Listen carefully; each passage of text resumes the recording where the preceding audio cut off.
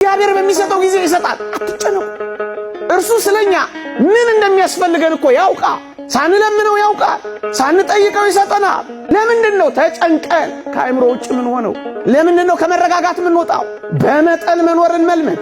ተጨንቆ በቁመቱ አንድ ክንድ መጨመር የሚችል ማን ነው ይላል።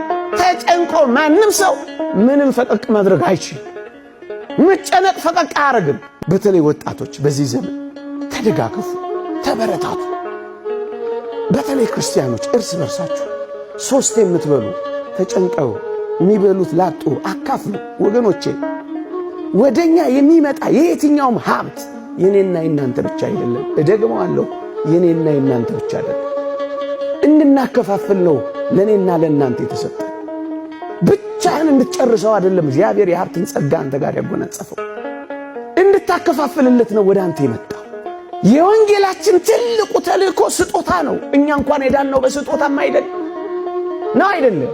ትልቁ ጸጋችን እኮ ስጦታ ነው። መጽሐፍ ቅዱሳችንን ገልበጥ አርጋችሁ ስታዩት የሚያስፈልጋቸውን ባትሰጧቸው ምን ይጠቅማቸዋል እኮ ነው ያለው።